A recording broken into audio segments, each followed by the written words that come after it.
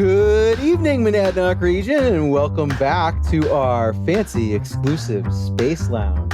This, of course, is Go Mode Tonight, the only Monadnock region locally focused comedy podcast. Thank you for joining us today. I'm your host, Chris diloreto, and I'm here with my fabulous co-hosts, Zoe Roten-Heinsman and Sam Abbott. Now, something that's come up in the past is, we used to, when we first launched this program, we would often begin many of the episodes by saying, who did Chris piss off this week? And once in a while, the answer to that question was Mark Zuckerberg and his army of proxies, right? Robot and human. And it's been a while. I haven't done anything wrong for a little bit.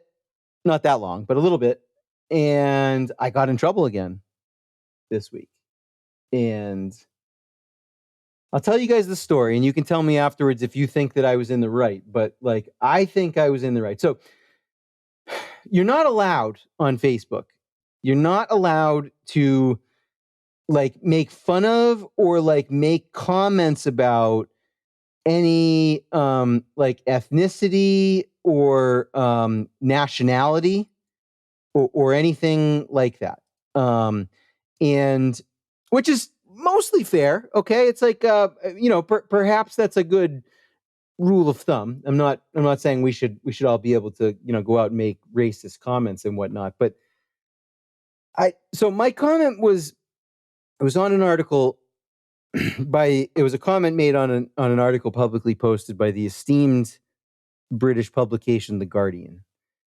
And many of you are aware that last week up until basically today, and this will be a good time for me to note that we're recording this on the 6th of June. We're a little bit late. We skipped last Thursday. I was really wanting to watch the Celtics, and so we're doing this on Monday. But we're going to release this week. This will hopefully come out on Thursday, maybe Friday. So anyways, up until yesterday, they were doing the Queen's Jubilee.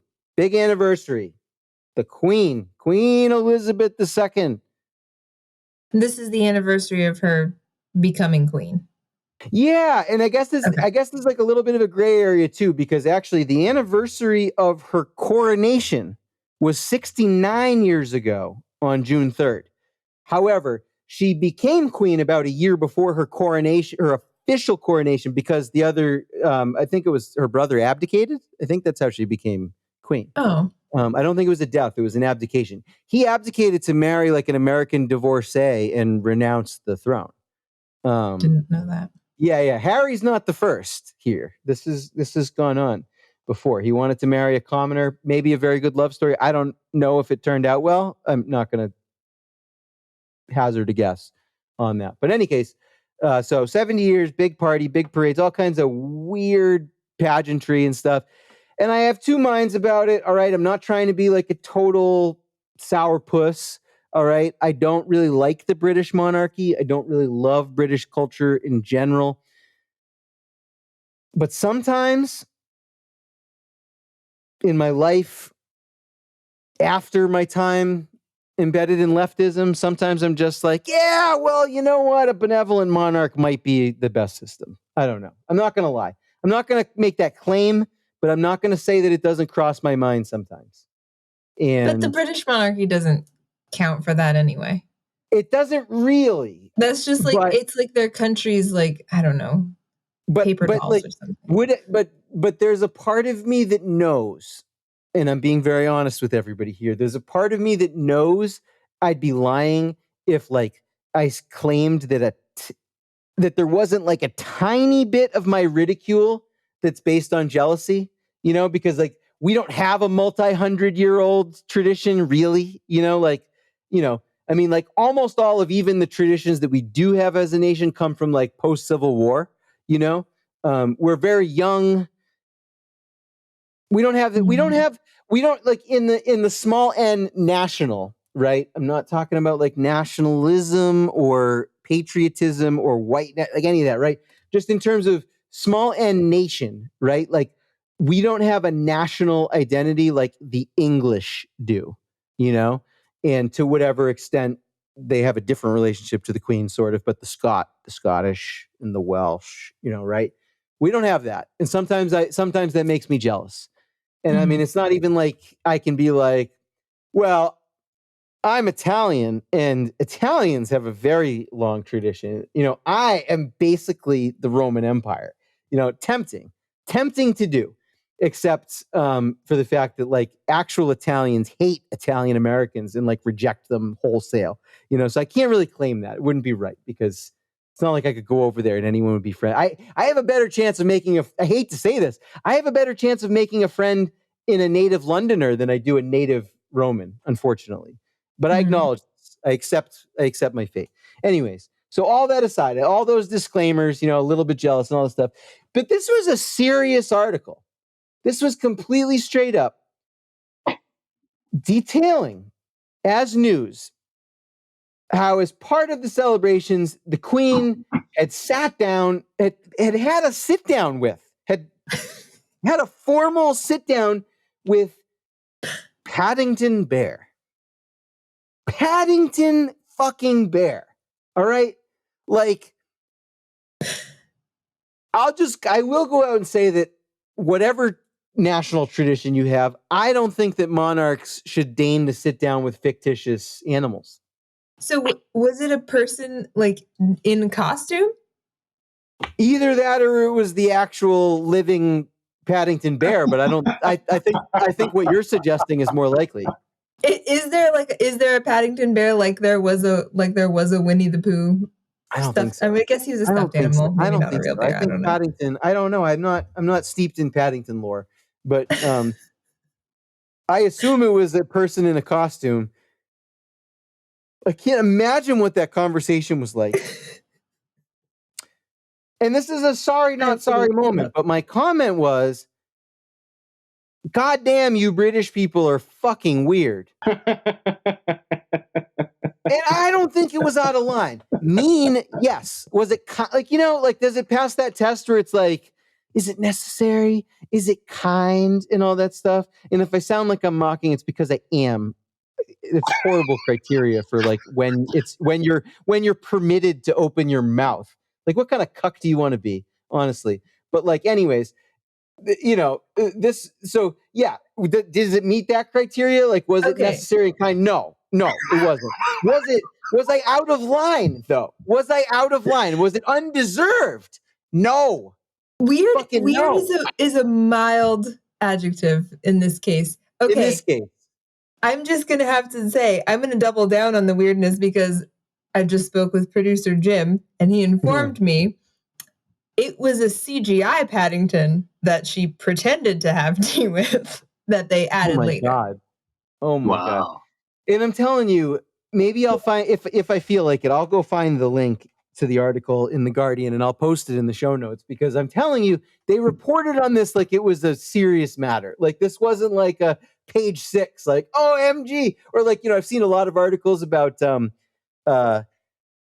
Kate and William's littlest son. He's like doing this to his mom and like being like a little shit on the thing, which it's a little bit funny, Yeah, but, like, I've enjoyed seeing the pictures of him. Yeah, he's a cute little princely fuck, like it is sort of adorable. He's like telling his mom, like, go F yourself, like, whatever, I don't care about all this, it's cute, it's sweet.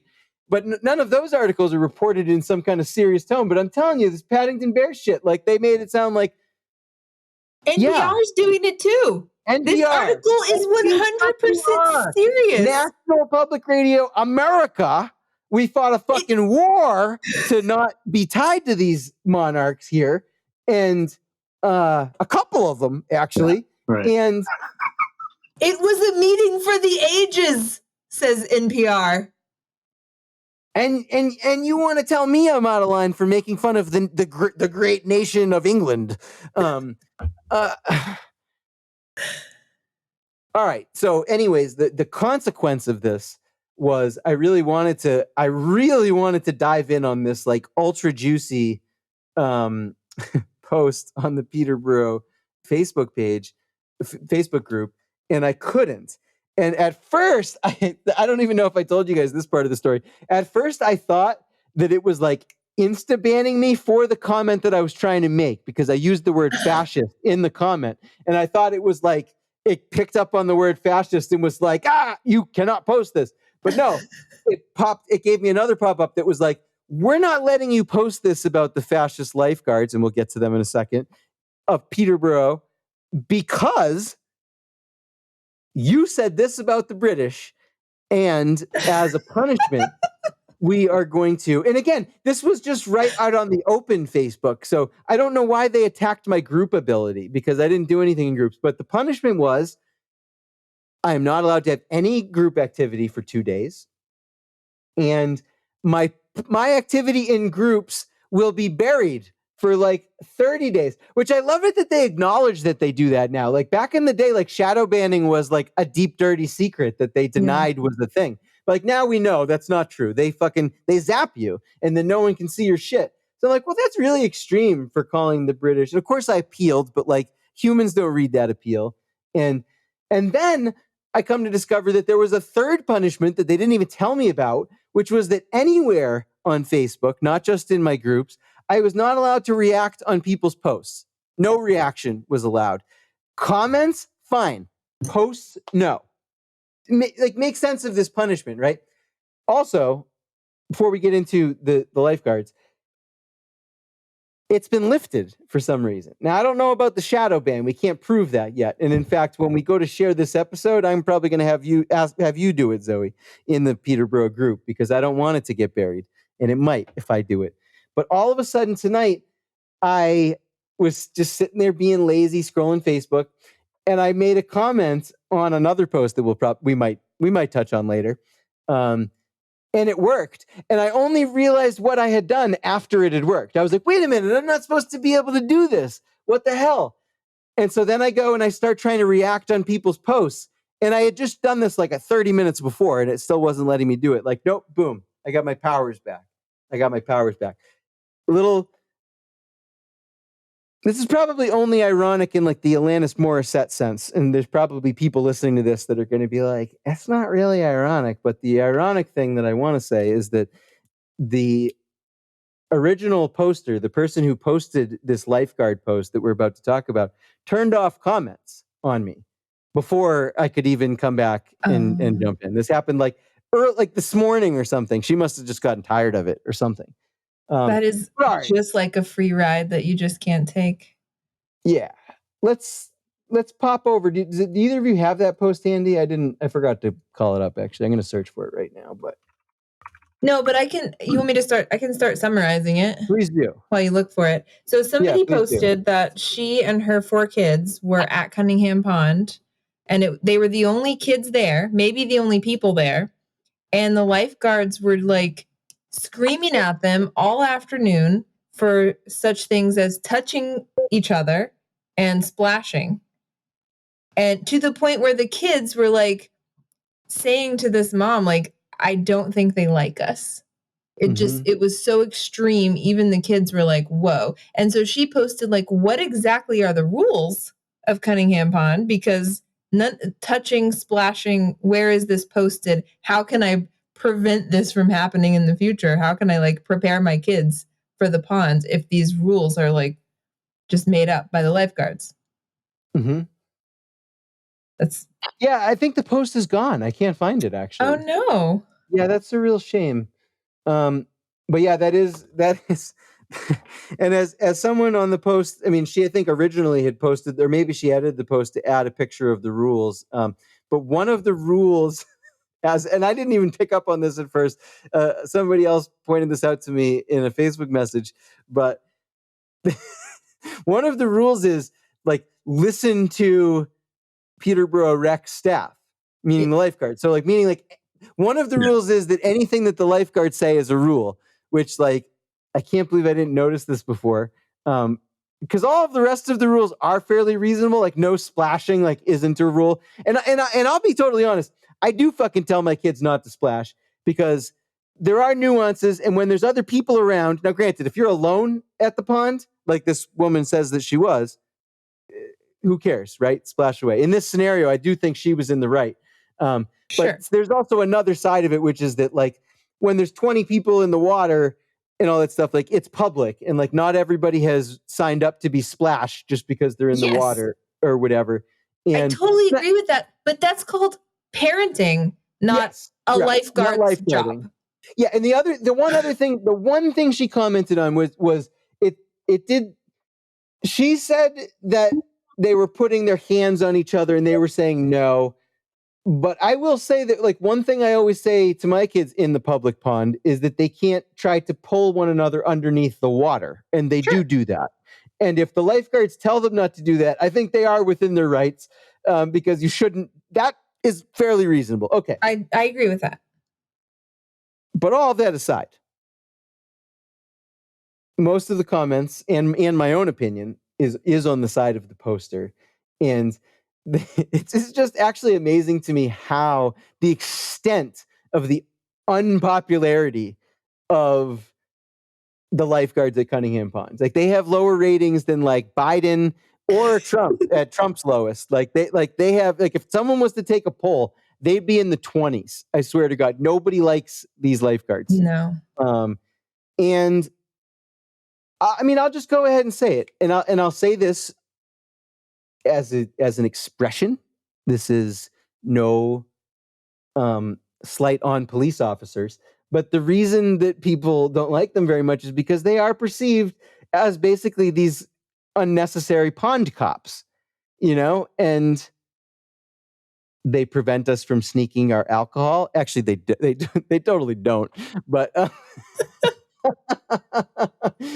like, I'll come right out and say it, guys. Like, if you see me drinking something with a can, it's like a can in a koozie at Cunningham Pond, like, it might have booze in it, and that is against the posted rules.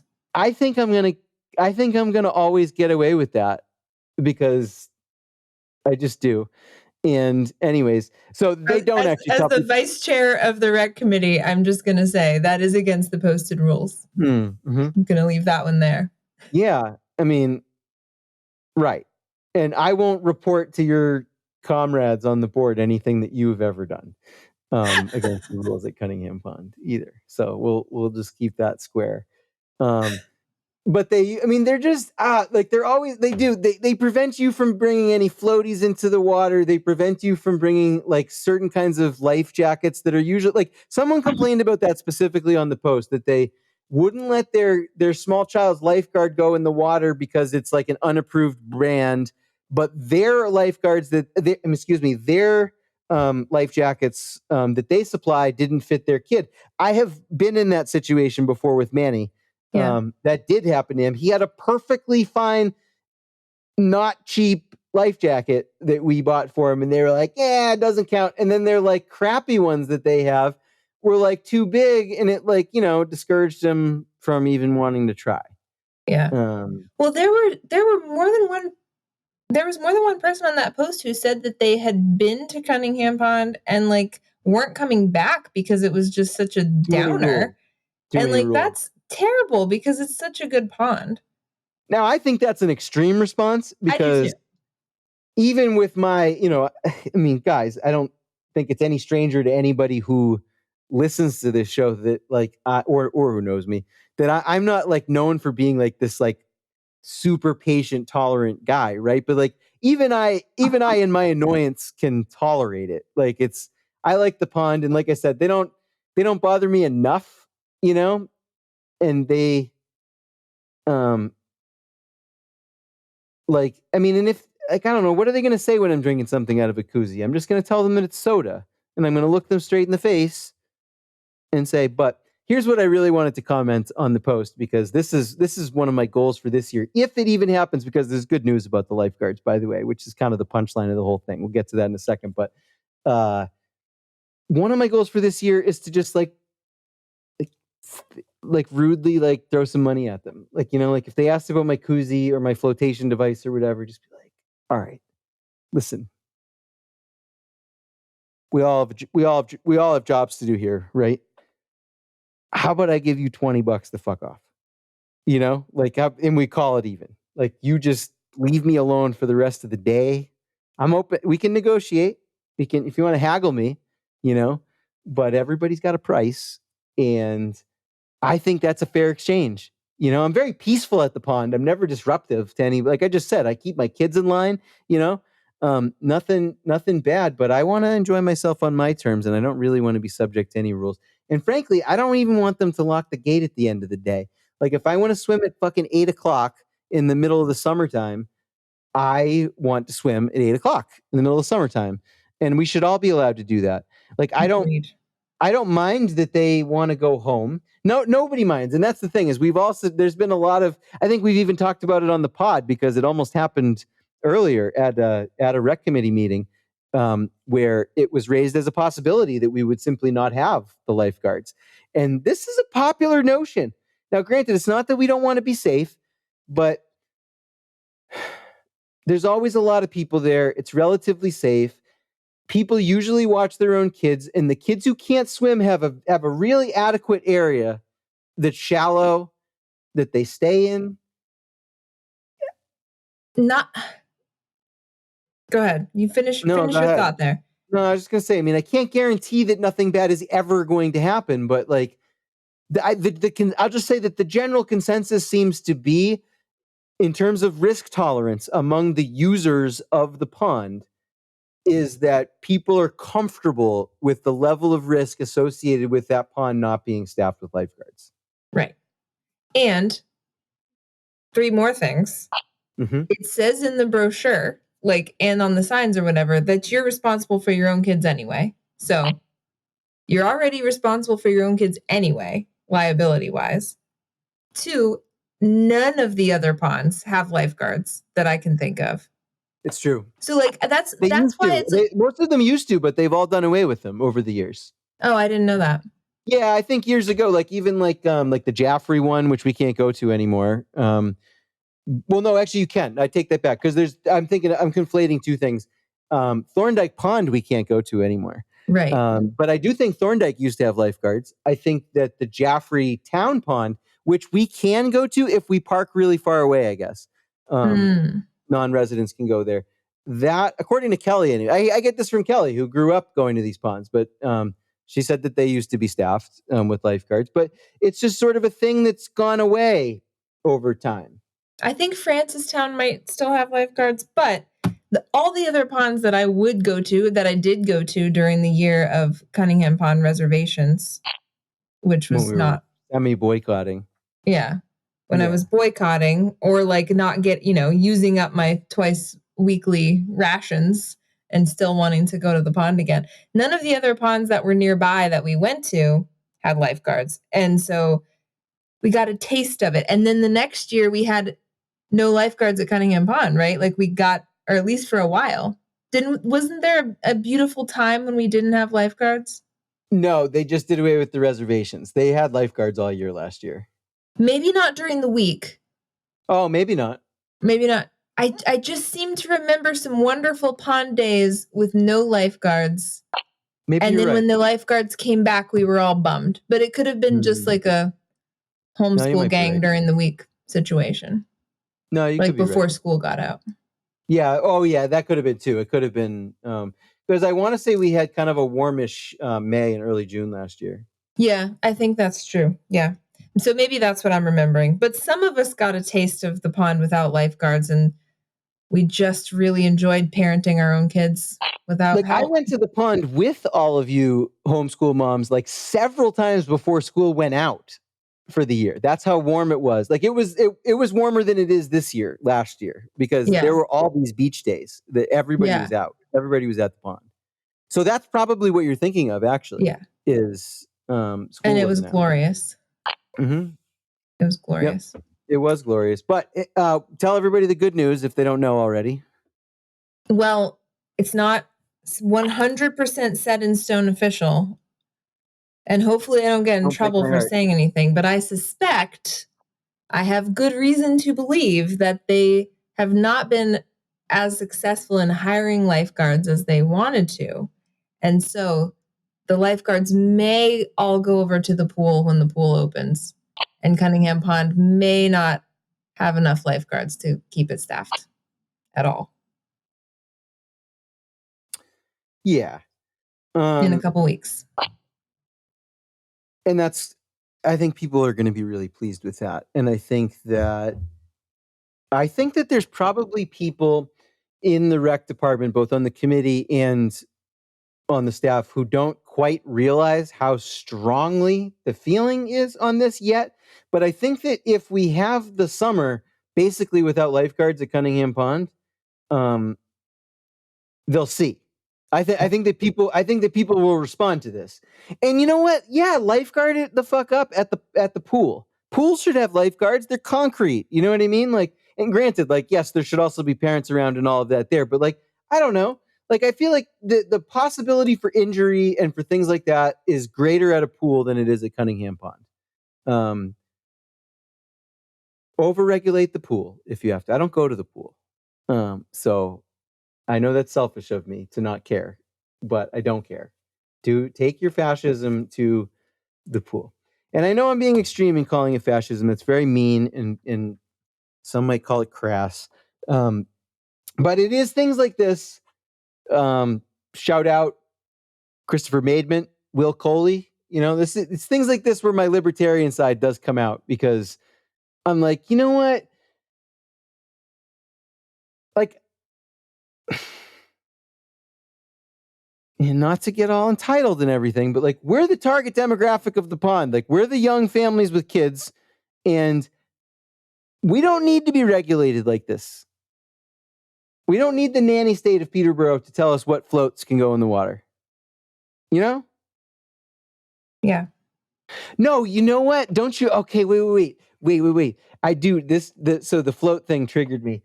Because we had some plans to illegally put the floating dock in the water last year. That's what it was. Remember, they refused to put the dock out until the lifeguards came at like the end of school.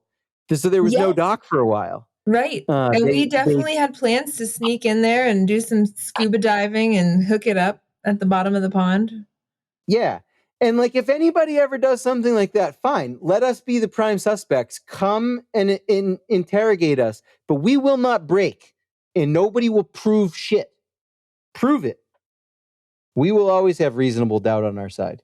Don't forget that.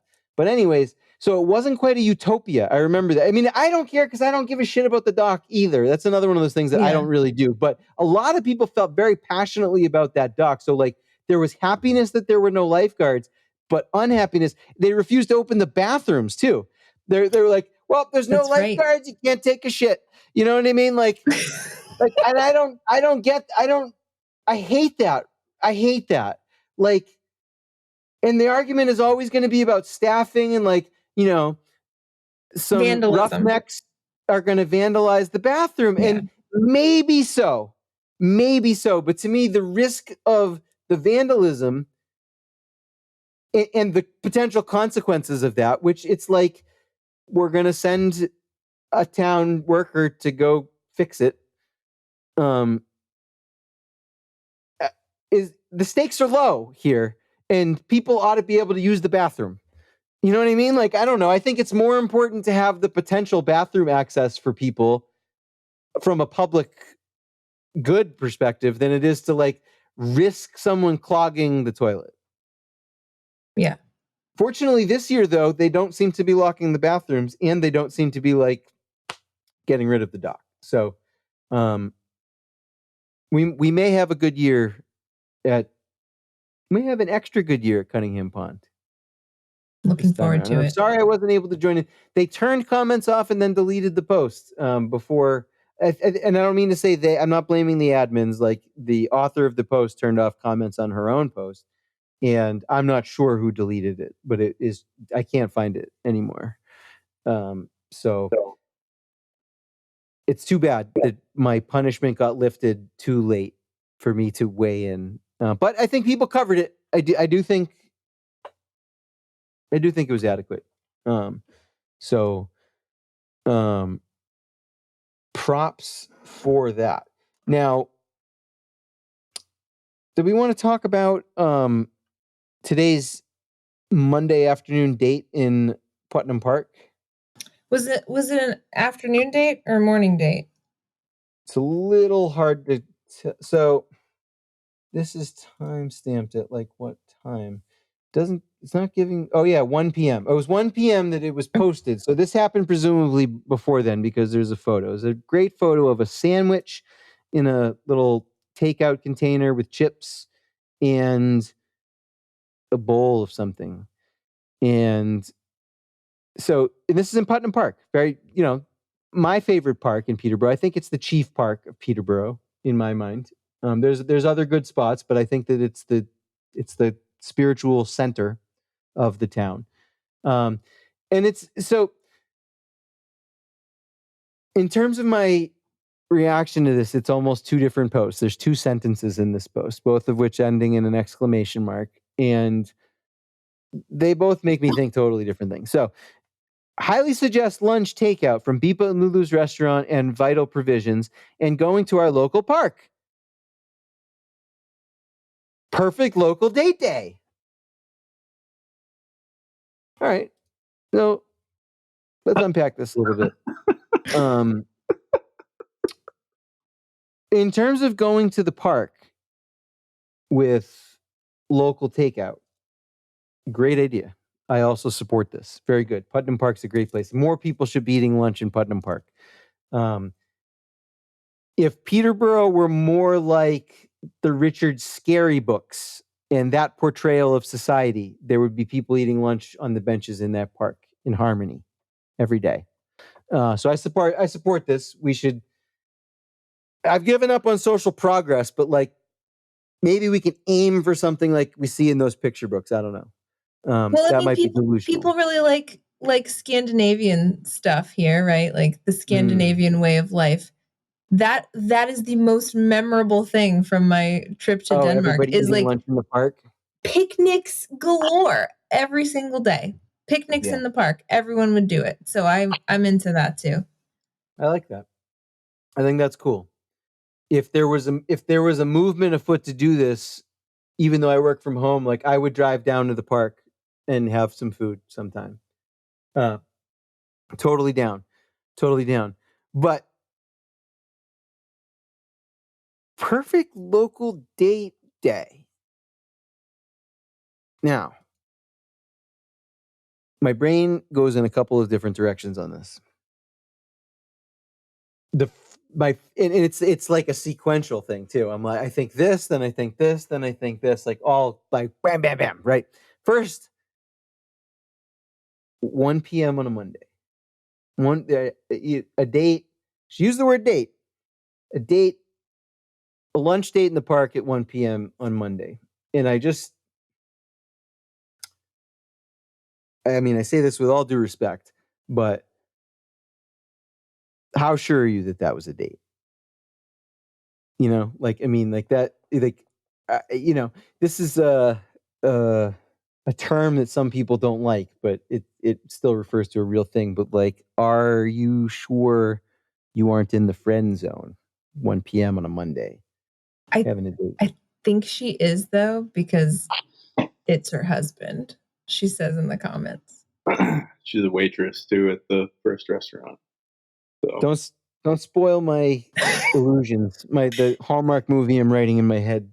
It's generally a fine question to ask oneself, but I think she.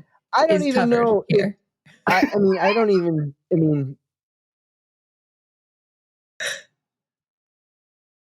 I won't say what I was just thinking, but anyways, the second thing that I think is that let's forget that we know that she's married, right? And just say also though, I shouldn't be critical about a Monday afternoon date, because if I'm wrong about the friend zone and it's not a spouse, because that's boring. Mad props, because we're always saying that there's no place for the hot singles to go. There's no dog park. There's no nothing. So if you really are a hot single having an actual date, and I'm being an asshole, and you're not in the friend zone, and you're on a date, and you're eating sandwiches and local soup with no gluten or dairy in the park, good for you. I shouldn't say anything. It's another good reason to make picnicking in the park a movement. Until we get a dog for the park. hot singles. Yeah. For the hot singles, absolutely. Until we repair the skate park and make it good for all ages, as some among us seek to do. Yeah. Not among us, but some among us. Kidding. And get that completely unnecessary, except for dating purposes, dog park going. This is a good hope. But little bit of love advice. Again, from somebody who's been out of the dating scene for many years. I, thank God, I've never really had to understand like dating app culture and the associated nuances. But I still think that my advice from the distant past translates in saying, like, I don't know. I feel like if you have soup on a date, you are setting yourself up for failure down the line. Like, you're setting yourself up for like a sexless marriage if it works out. Like, best case scenario, like you guys are going to be like frigid and roommates if you eat soup on a date. If that's like a Any main date thing for you. or first date? Yeah, you got to be together for a long time before you can go out for soup together. Long time, like 6. I mean, not a long time, but I mean like 6 months. Like, you can't be casually dating still and going out for soup like that. That just means like you're casually dating and like soon to not be casually dating. Like, that's, you know what I mean? Like, you're that means like you're like if you start casually dating someone and you get into the soup before things actually become exclusive, like you yeah, that's it. You're barely hanging on as like friends with benefits at this point. Like, you know what I mean? You're about to be gently let go. You know what I mean? Like, they're doing their exit strategy on you, whether they know it or not. And they might be subconscious. They might be like, "Oh, let's go out for some nice, comforting soup." But like they realize that they think of you as a brother, as you're eating stew together, and they're like, "This is yeah." All right. So I don't know. What do you guys say? What do you guys think about the soup? And again, in real life, they're married, and I don't mean to imply that they're sexless. I don't know them. I'm not saying that. I forgot this was not hypothetical. I forgot that there was like an actual couple behind it. This is an actual date that happened today. Today, almost in real time. Does it change anything if it's like a smoothie bowl? I think it changes a lot if it's a smoothie bowl. Smoothie bowl is not sexless. Wait, are you saying it's not soup? Not unless it's cold, icy, acai fucking soup. No, it's not soup. It's frozen fruit puree over granola and shit. All right, look. All right, fine. It's about as trendy. I just zoomed in. I have the as you can get for a lunch date. Yeah, no, I guess you're right. I don't know what kind of soup comes with like strawberry slices, coconut shavings, and some kind of like cookie dough or something. I don't know what the fuck that is. I don't Dessert gazpacho. All right, that is different than soup. That is less. It's less comforting. Is it just the comfort factor of soup? Because the only difference between the smoothie bowl and soup is the temperature, really. I mean, like, I guess it depends. It depends on the. There's certain exceptions, I think. Like, if you're eating, like, I think, like a Spanish gazpacho, some kind of like real like Mediterranean ass shit. You might be able to infuse that with a little sensuality, right? Oh yeah. If you're eating it out of bread, if you're eating it out of sourdough, forget it. Forget it. I mean, I'm pretty convinced that sourdough causes impotence. I really think that. I think it actually just something about it. I just get this vibe from it that it's going to decrease my testosterone. Like it increases estrogen production. It's probably a great thing to just slam down some sourdough when you're having menopause. Like, but like, it's not for me, and it's not for your dates either. It's not what you want. You want passion. You want passion, not comfort when you're dating. Comfort is for when it's time to settle. You know what I mean? And that happens sometimes. But stave that off. Don't let it be your date in the park. You know, and if you come down the road, and like many people do, and you're just like, I don't think I can do any better than this. So let's just make that thing. And I don't recommend that. I did that once, and it's why I've been married twice. But so it's not a great idea, but people do it. It's a thing, and I'm not going to judge you for it too much. But make that decision down the line. Don't just head straight for it. Don't welcome it with open arms. But smooth and in a smoothie, okay, that could be okay. Like, are you hot yoga people? You know what I mean? Like, are you hot yoga people? Like, our second date should be like a plane ride to Utah to like hike in one of those crazy national parks. Like, I know people. I'm not even like, I know actual people like this.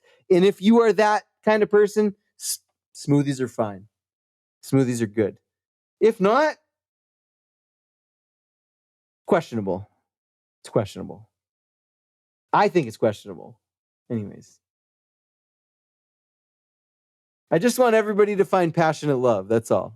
I want to help you guys. I don't, it's hard out there. It's tough out there. The person who made this post is fine. She's already married. She's already settled. Just kidding. I don't but yeah. So there's a lot of morals to get out of this story. I hope that you've taken some good advice from it, but like, in any case, maybe we should try to spur on like a lunch in the park movement. I like that. Even if it is soup. Picnic baskets. Peterborough Basket Company, go get your fucking baskets before they're gone. Before it's too late. Quickly. And picnic the shit out of it. Yeah, I agree. And yes, as a concession to everybody, if we can launch this movement, I will not judge anybody's testosterone reducing choices for your lunch. I won't. It's a deal. All right. But speaking of boosting all the good hormones and the good mentalities and the good ways of viewing and aligning ourselves with and to the world, Zoe, since you edited it, I'll let you make the official announcement. But what have we done on the Monadnock Underground side today? This is actually a really huge day for us. We're really proud and grateful of this. Yeah, today we opened pre-orders for our first book project of the year, Sarah Aborn's up-level self-healing workbook. I'm gonna open the product page for it so I make sure that I say everything right. Yeah, we gotta keep our marketing talking points solid here. I don't want to miss something really important. But it's without having to look at the talking points, it's a beautiful, like, more than 100 pages, full color workbook that Sarah has like poured hours and of her life into designing this whole thing. And it walks you through 5 elements: earth, air, fire, water, and then, not in that order, but then space is the final element. And as it like walks you through these different elements, it's full of like suggestions for practices that you can do, meditations, breathing, and also like a workbook space for you to like write down all the stuff that she asks you to like go through on this journey. And then by the time it gets to space, it's like very spiritual. It's moved away from like the more physical earth module, like all the way up to like, it's like a spiritual journey. In this really nice organic journey. way. Yeah. What's that? In this really nice organic way. Yeah. Like as you go through it, you know? It Agreed. really is super cool. And it comes with links to like more than 4 hours of video where exclusive Sarah video. Yeah, this is only available to people who buy this, you know, so it's like it's true coursework beyond just an actual workbook. Like this is a thing that you can revisit again and again with Sarah on the screen talking to you. Yeah. Like explaining how to do some of the procedures, like the EFT tapping, that's like to reduce anxiety and like work through difficult emotions and stuff. She tells you how to do it in the workbook, but then she also like walks you through it step by step. So you can like, she really wants you to do this, you know? And it did grow out of a course that she used to offer online, but then she wanted to put it into workbook format so it could reach more people. Yeah, and for those of you who don't know Sarah, she is the founder of right in Peterborough Center, Shakti Healing Arts studio, at which her and her other partners offer a wide variety of healing practices and meditative exercises and classes and courses, and it's I'll apologize on the air because usually when I go there I forget to take my shoes off. I'm really bad at that, but I will say, as someone who's visited several times, it has such a palpable aura in there, such a palpable, visceral vibe of like peace and sanctuary. I just truly applaud what she's been able to cultivate over there, and I think a lot of people locally are familiar with that in one way or another, whether it's through massage or like courses or things like that, that go through that space. And you know, I've been using the phrase "life's work," and I don't want to imply through that this is it for Sarah, because Sarah's quite young, and I think that she's got several more very, very personal and very deep and very meaningful works to put out in the world. But it's a life's work in the sense that everything that she has been through on her own journey and offered to the public, and techniques that she's learned, like all of these tendrils that have woven together through her life to date, are all poured into this one workbook. And that's really what just makes it magnificent. Yeah. So like she learned this stuff through experience, and you can tell when you read it.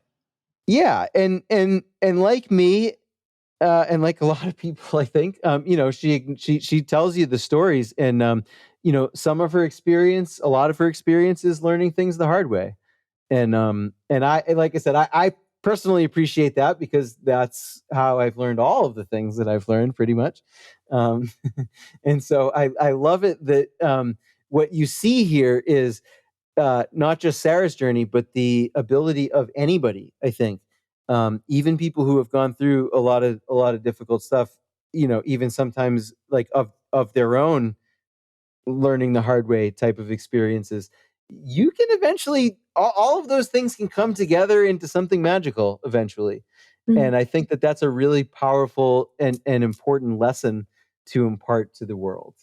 And yeah, so super cool. So you know, this episode will be out in a couple of days. The pre-sale will be going on for almost 2 weeks from the time that you hear this. It's going to go on at least, and I say that because you get a 20% discount if you order during the pre-sale, and that's going to run through the summer solstice. So you've got about a week and a half to jump on this at the lower price, and after that it goes up. And you know, this is not cheap, because this is not a cheap product. You know, this is a work of deep, soulful craftsmanship. And like I said, it's not a one-time thing either. I mean, it's a course of wisdom and practice that you now have with you forever. And it's way cheaper than any course that you could actually take as a one-time, so it's really, as some healers like to say, it is a very very, very fair and beneficial energy exchange when it comes to the price of this book and what it is. And so jump on it. The link is in the show notes. We are super excited. We're very grateful. She came to us with her project, and which, Zoe did a phenomenal job guiding through the editing and formatting process. But when it comes to the core of both the content and the designs, this is all Sarah. This is all coming out of her, and it's really something special. We are really glad to be a part of it, and to help bring it out there.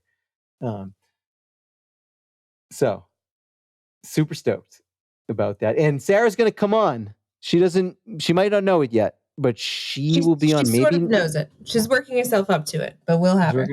I'm hoping it happens next week. That's my little goal. So you guys have something to look forward to. Anybody listening to this program who knows Sarah and who would love to see her on the program and wants to give her some direct encouragement, I certainly, in a gentle way, I certainly encourage that. Feel free to pop on. After that, we've got just a few minutes left, and I do want to make sure that we can touch upon our missed connections. We had another local, real life Peterborough group missed connection, and it tells a story. It's actually really nice. I would say this is impromptu. Like, there's too many separate characters for us to act this out. Otherwise, it might be a good one, but I don't think it works. But in any case, I'll just read off the actual initial post, and we can kind of comment on what became of this. But ISO, in search of Debbie from Peterborough. Please contact me if you see this. ... Now, we've got one laugh react to the post. It's like a little bit more cruel than I even am. You know what I mean? Like, you're looking for somebody. Fuck you. Maybe a little unnecessarily mean to laugh react to this post. Yeah, it's a little bit of a funny post. But I mean, come on. Let's not be awful. But, first post, very helpful. First comment is, my mom's name is Debbie, and she's from Peterborough originally, but she doesn't live here now.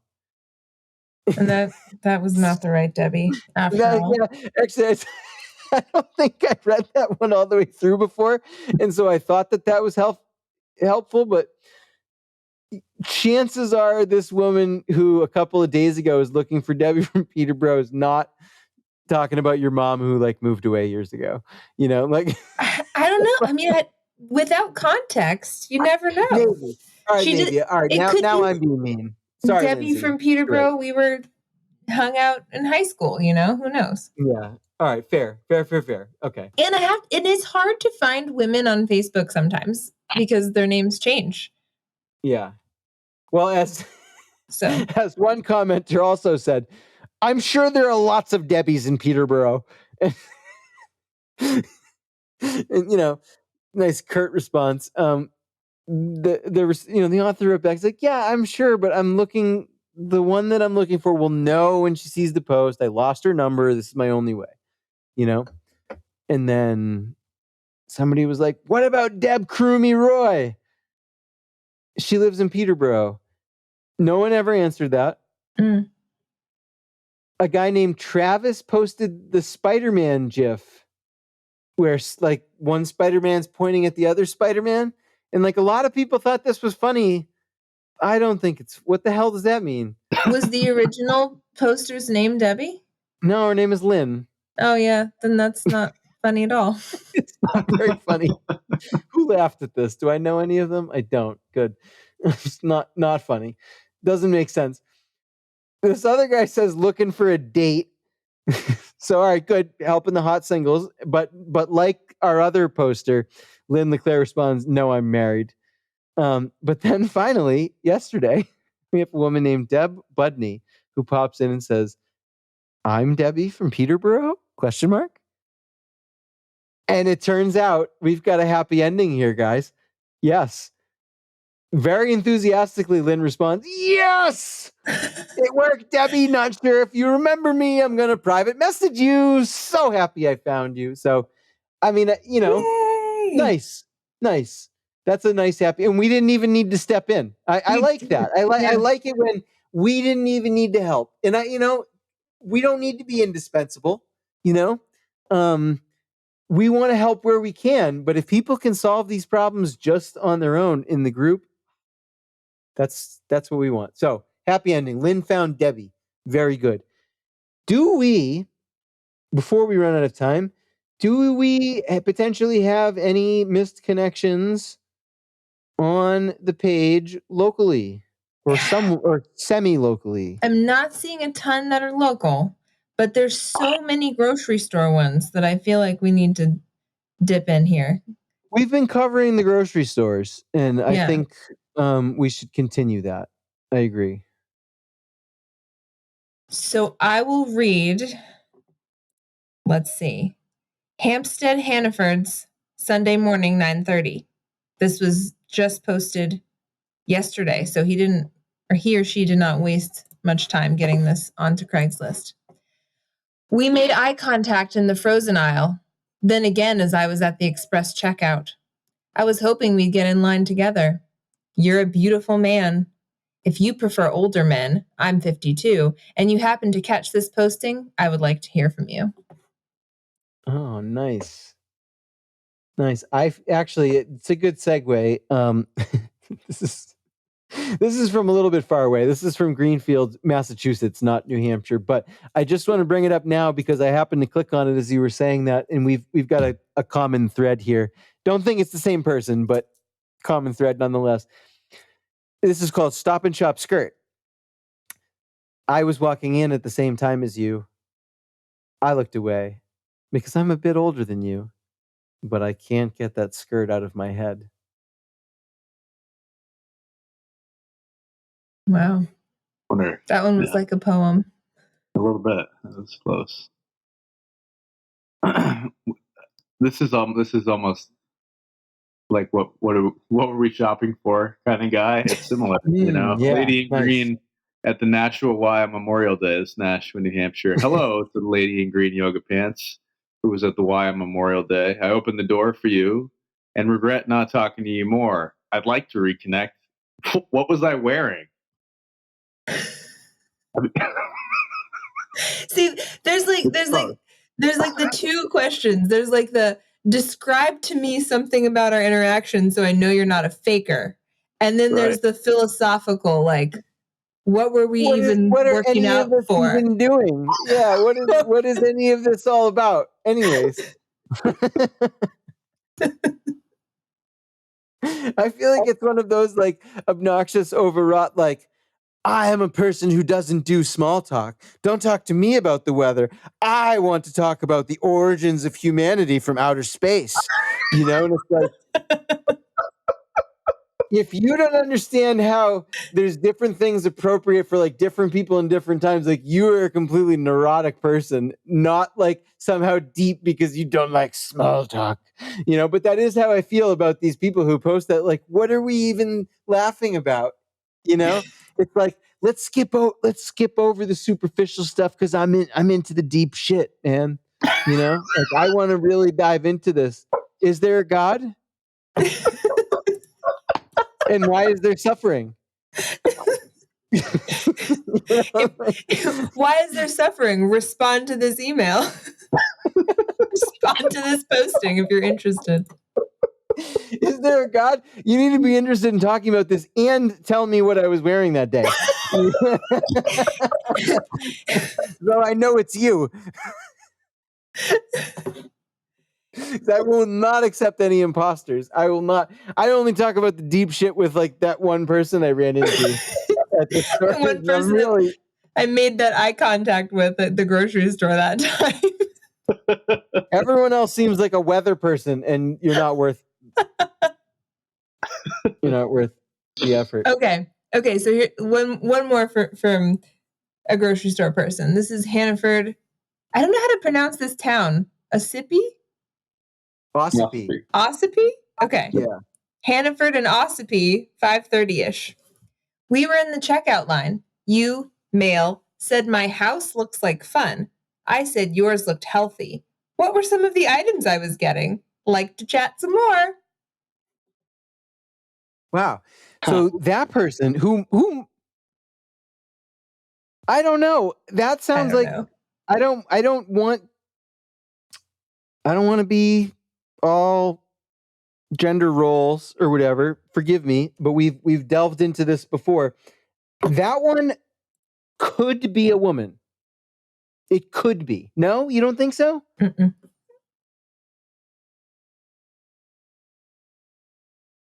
What were some of the items I was put? That doesn't seem normal for any gender, actually, because you're assuming that even if this person was checking you out, you're assuming that this person was also making like value judgments about your like life based on what's going into your basket. They were though, because that was what their connection was. Oh, I missed that. Sorry. You, male, said my house looks like fun. I said yours looked healthy. I think that's got to be based on. Okay. I didn't understand the context of that. I was just like, man, that's a weird fucking conversation to have. You know, like your house looks like. You know, it sounds like real estate. Based on the cart content. I get. You're right. No, you're right. But see, that's why I also think it's two men. Gotcha. Yeah. Okay. No, I'm with you now. Yeah. All right. Okay. I take it back. I rescind that. Let me just throw out one more grocery store one, and then we can call it a wrap for our assistants. And this is in Bedford, New Hampshire. And I will say though, this opens with "saw you at the grocery store." I used to work in Bedford, and there's several. Okay, there's multiple grocery stores, so not super specific. But anyways, saw you at the grocery store, and we smiled at each other. Could time my and your exits so I could maybe strike a conversation, but did see you drive off in your SUV. ... Alaska plates. Let's chat. And I assume he means couldn't time my and your exit. So he wanted to catch up with her at the now I am being gender specific here because this is definitely a guy talking about a girl.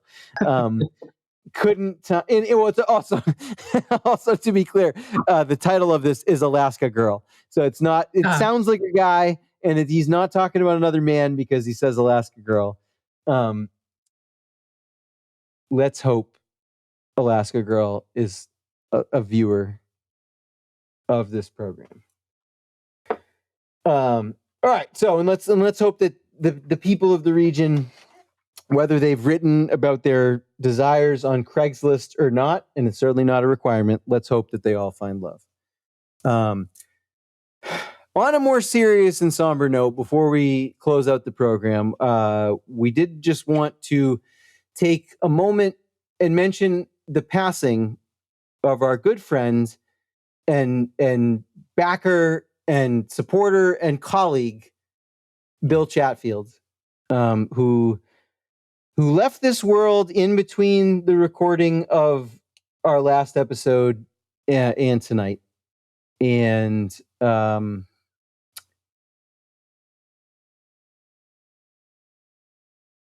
he's,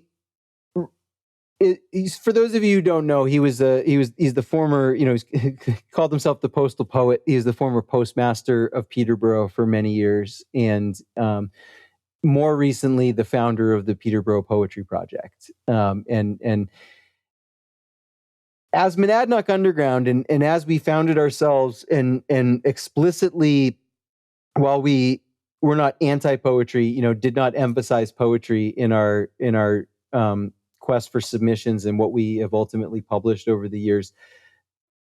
One of the reasons that we always felt so solid in that is because we had alongside us and separate from us the Peterborough Poetry Project, which was dedicated just to that. And he had such a passion for it. I mean, he formed that organization, far from a vanity project, with a board of directors, with other poets. And together, they judged every collection and every submission that they ever got. And I mean, I remember one time, and I couldn't repeat it for you, but he explained to me, like, the actual process of accepting a poem and vetting it, and the internal debate. It's more rigorous. I probably shouldn't say this, but it's much more rigorous than anything we've ever done, really, frankly. He took it seriously, and he set the tone, and I loved that about him. He wrote for both Monadnock Underground and Go Monadnock, or at least had plans to do so. If he may not have written for Go Monadnock, but was always a supporter. Showed up at our open mics. Always had other ideas for other projects. We there was one book that we really he was in a couple of our collections, but there was a Bob Dylan themed book that was the brainchild of Dan Cesney, but Bill took on the reins of actually turning it into a published chapbook. And we both, Zoe and I both wrote for that, and he lived at the other end. He was a great guy. He was a friend. He was a partner. He was as passionate as we are about writing and culture. I say a lot of things and shoot my mouth off all the time, and he was never afraid to give it back to me, never afraid to say, "Are you sure you should be saying that?" I loved the guy, and he has died, as we all must someday. And we'll say more about it. We will read more of his poems down the line. If we get this episode out on Thursday, we'll be having an open mic tonight.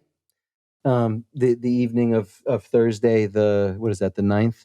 Thursday the 9th.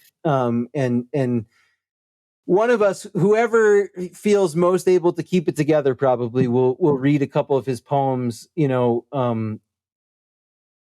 have more plans down the line for honoring him and his memory, but we had to just do this little ramble right now, just to say that our hearts go out to his family. He had a very close family, and we are, we're truly with you. And we're with you in grief as well, because we are sad. It's a very felt loss. So if you don't know Bill, he has a couple of his, I'm not really sure at this stage in the game if there's an easy way for one to get fresh copies of his books. Toadstool, probably. Toadstool, but the library has a couple available. They made a really sweet post as well, commemorating his passing, but just a really good guy. And I just want to say that I hope that whatever we do going forward, culturally in this area, whether it's through Monadnock Underground or through this program or Go Monadnock broadly, I hope it's something that he could look down and approve of, that we've done as a fellow person who cared about these things. I hope may we do that. So shout out to Bill, wherever you are on the next plane. We love you, miss you. Very sad to see you go. But I do feel pretty confident in saying with admiration that he was the sort of person who lived well. He had 75 years, and I think he really did well with them. And I hope that I can do the same. That's the best advice that I can give anybody. So that's our program for today. Do have to give a shout out to our good living buddy Chad Patterson, who is our sound lord and producer, who is not only getting better at his craft and making our episodes sound better than ever, but is just giving us these delightful files that make it really easy for me, even with my computer that isn't really up for it, to add fully produced audio with music to our video, our video version of these episodes. And that's important because we don't talk a lot about what we know about our audience, but one thing that we do know is it's about 50-50, the people that listen to this on a podcast app and the people that watch this via video. So it was important to us. We didn't have a way. Chad brought it to us. This is why he's a saint, right? Brought us this opportunity to take care of our video watcher. So that all credit for that goes to him. He has a sound production business, studio117.net, not .com, where whether it's live, recorded, production, anything that you can think of in terms of sound needs, he's got the equipment and the acumen to handle them. And he's a really pleasant fellow to work with. So check him out. He also has the wonderful band. He is embracing Hot Dad Summer to the max.